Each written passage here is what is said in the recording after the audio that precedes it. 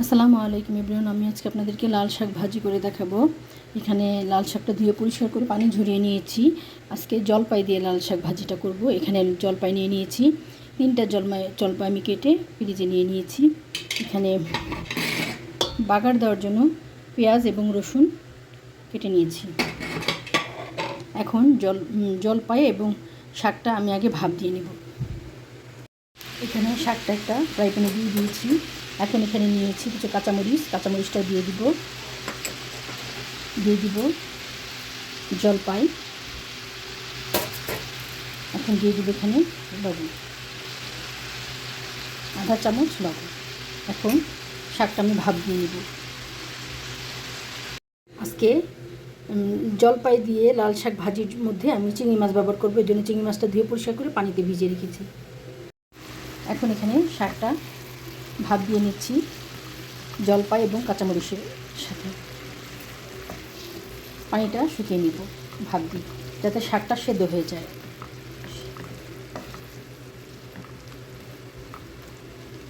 যারা টক পছন্দ করেন তারা এইভাবে শাক ভাজি করে খেয়ে দেখবেন, খুবই টেস্টি। এখন শাকের পানি শুকিয়ে যাওয়া পর্যন্ত শাকটা আমি ভালো করে ভাপ দিয়ে নিব। এখন শাকের মধ্যে আমি চিংড়ি মাছটা দিয়ে দিব। চিংড়ি মাছটা দিয়ে আমি শাকের সাথে ভালো করে সেদ্ধ করে নিব, কারণ শাকে এখনও পানি আছে। এই পানির মধ্যে চিংড়ি মাছটাও একটু সেদ্ধ করে নেব।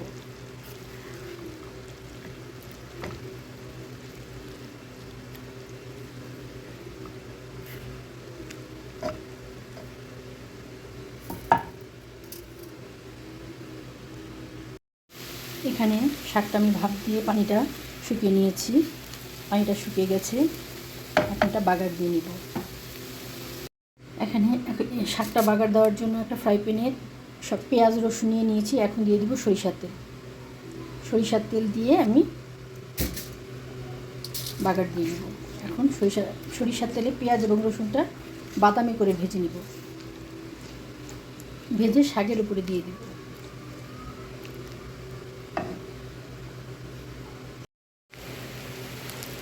পেঁয়াজটা বাদামি করে ভেজে শাকের উপরে দিয়ে দিব।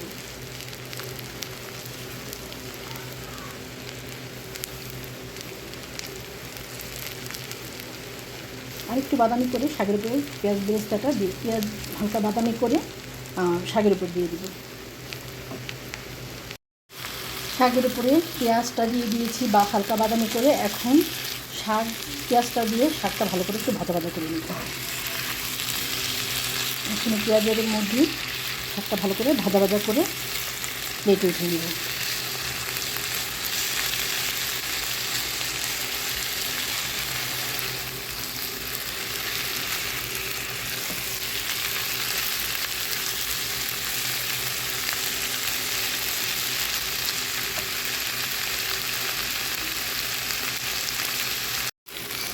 পেঁয়াজের মধ্যে লাল শাক ভাজিটা ভালো করে ভাজা করে নিয়েছি। এখন আমি আপনাদেরকে সার্ভ করে দেখাচ্ছি।